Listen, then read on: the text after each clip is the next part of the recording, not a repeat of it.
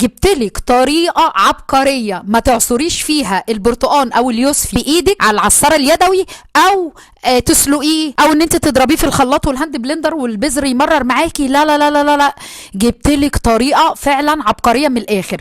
شوفوا طلعت معايا عصير عامل ازاي، بجد طعمه حلو جدا. والناس اللي بتشتكي من المرار اللي بيبقى في عصير البرتقان او عصير اليوسفي ده علشان بنضربه بالبذر يا جماعة، لا المرة دي ما ضربناهوش ببعضه وعملناه اسهل مما يمكن. بصباع ايديك الصغير كده هتعمليه، يعني بصي هتعملي كمية حلوة جدا. استغلوا الموسم، اليوسفي كتير في الاسواق دلوقتي والبرتقان ورخيص، واعملوا بقى حاجة حلوة رمضان. ربنا يبلغنا رمضان وكل سنة وانتم طيبين. بصوا حبايبي، انا كنت جايبه حوالي 3 كيلو يوسفي و2 كيلو برتقان اللي هو البلدي. عايزه تستغني عن البرتقان مفيش مشكله، جبتهم كلهم غسلتهم كده زي ما انتم ما شايفين، وهبتدي اقشر. عملنا حلقه جميله جدا على قشر اليوسفي وقشر البرتقان وازاي ما نرميهمش ونستخدمهم. طبعا البرتقان ده مبشور عشان كده شكله عامل زي الجريب فروت، ما تستغربوش. بصوا بقى الحاجه الجميله العبقريه، هتقطعي البرتقان 4/4 زي ما انت ما شايفه كده، خلاص، او اليوسفي.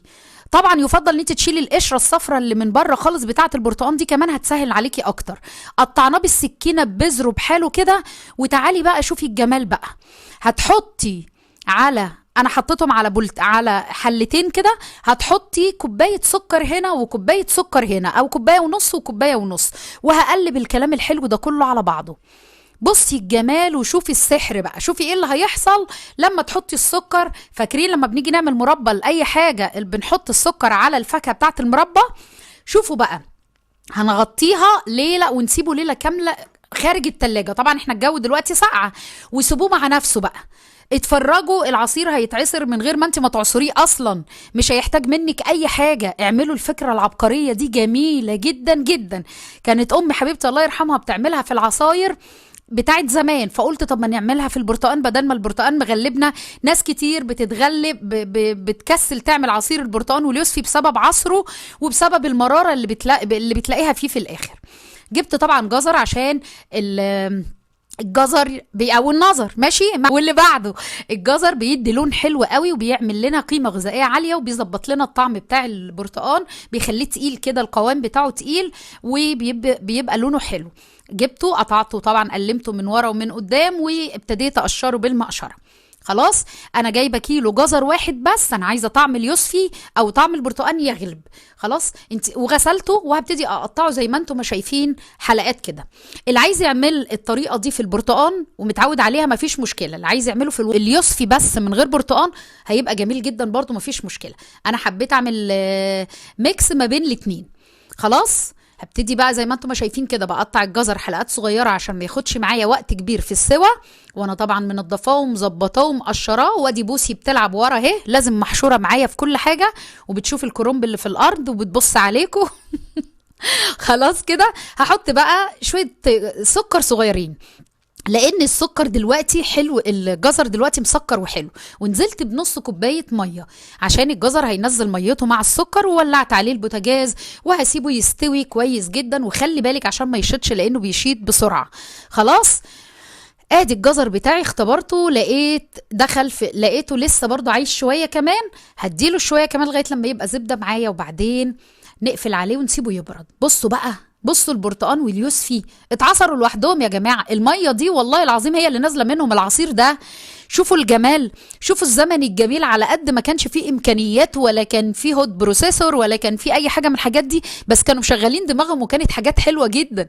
بصوا بقى، انا جبت المدق بتاع البفتيك او اي حاجه عندك تقيله كده، او الهراسه بتاعت البطاطس، وابتدي بقى اضغطي كده بقى، نزلي بقى، شوفي اللي هينزل. طبعا زي ما قلت لكم يفضل ان انت تشيلي القشره الصفراء كمان بتاعه البرتقان اللي من بره، كانت هتبقى اسهل كتير. قعدت بقى اعمل كده، اديها كام خبطه كده، وبعدين جبت المصفى بقى بتاعتي وادق بقى بالهون بقى. ابتدي اتك بقى واعصر بقى. والله يا جماعه ما واخده وقت ولا مجهود خالص، الحاجه طريه معايا، والحاجه كلها نزلت العصير بتاعها من السكر اللي باتت فيه ليله كامله. قعدت اعصر بايدي اكني بعصر طماطم في المصفى. يعني شايفين ما شاء الله الكميه دي كلها حوالي مثلا 5 كيلو، ما اخدوش معايا وقت خالص، في ثواني. اهم حاجه تسيبيها ليله كامله بالسكر بره التلاجة، هتنزل كل العصير وهتستطري معاكي، مش هتاخد منك لفتين في ايدك. انا طبعا عماله اوريكم بقى القشر بتاع البرتقال اللي هو المفروض اصعب حاجه، طالع ناشف خالص اهو، ما فيهوش اي حاجه خالص، ما فيهوش اي ميه.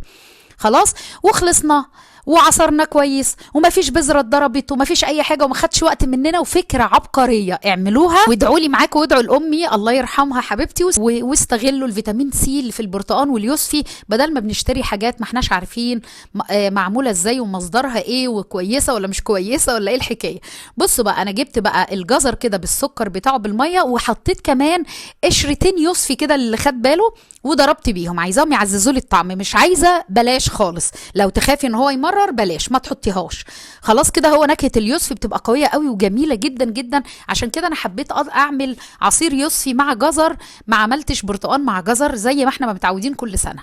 اليوسفي نكهته احلى قوي، زي ما حسن عابدين الله يرحمه كان بيقول لنا سر شويبس، فعلا في سر بيبقى في منتهى الجمال مع العصير. ابتديت بقى اصفي الجزر برضو عشان يطلع اي رواسب كده، واخدخد بالميه واعصر لغايه لما يطلع لي بقى التفل في الاخر بتاع الجزر، علشان عايزه عصيري كله يبقى ناعم في البق وحلو، لا فيه بذر ولا فيه شوائب ولا اي حاجه.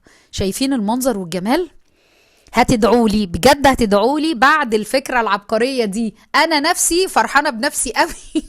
يعني انا فكرت فيها، قلت ما هي ماما اما بتيجي تعمل مربى حبيبه قلب الله يرحمها كانت بتنقعها طول الليل، نيجي تاني يوم نلاقيها منزله كل العصير والجوس اللي فيها، طب ما نعملها بقى في البرتقال والاستفندي. وقد كان ونجحت. هنحط بقى اليوسفي او البرتقال على الجزر، شوفوا الكميه قد ايه، وعصير على فكره حلو ومركز وجميل. ممكن بقى كمان تضيفي نكهه فانيليا برتقال، هتعزز لك من الطعم قوي، بس انا ما كانش عندي صراحه. اخلطي بقى وقلبي وشوفي احلى عصير. وشوفي الكميه دي حوالي 10، عمل لي 10 لتر مثلا او 9 لتر. شوفي هتشترون بكم من بره، وشوفي وفرتي قد ايه. حاجه جميله. استخدمنا حوالي كيلو سكر لكل المهرجان ده كله، لان الجزر مسكر دلوقتي، واليوسفي برضو كمان اللي انا جايباه بلدي حلو قوي مسكر، ما احتاجش مني سكر كتير. هبتدي بقى احطه بقى كده في الازايز بتاعه التقديم عشان اوريكم شكله. الازازه دي لتر تقريبا، كل واحده حوالي لتر. وهحط بقى في الشفشق الكبير ده. الشفشق ده عندي حوالي 3 لتر يا جماعه، وشفشق ضخم جدا يعني، انا عشان بس بوري لكم.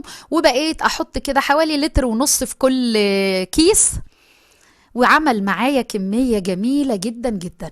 يا رب تكونوا استفدتوا بالحلقة، واعملوه واستغلوا الموسم. وكل سنة وانتم طيبين. بديل صحي لقمر الدين وحلو، واستغلي الموسم بتاعه. ربنا سبحانه وتعالى لما بينزل لنا فاكهة في الموسم بتاعها بتبقى حلوة قوي، احسن من الصوب واحسن من الحاجات اللي بتطلع في غير اوانها. فخليكي ناصحة واعملي لولادك، ودايما سيبيه في باب التلاجة كده، الولاد رايحين جايين يشربوا منه.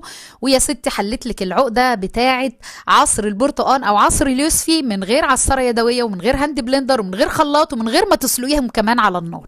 يلا بقى اترككم في رعايه الله، وما تنسوش تعملوا لي لايك وكومنت حلو زي قلبكم لو الوصفه عجبتكم، وتدعوا لاخواننا ربنا ينصرهم ويحقن دمائهم ولا يرينا فيهم سوء، ويقويهم ويشفيهم ويتقبل شهدائهم ويشفي جرحهم يا رب العالمين، ويغفر لنا جميعا. اترككم في رعاية الله، اقول لكم كل عام وانتم بخير، وتفضلوا بقى الشب الجميل المركز ده.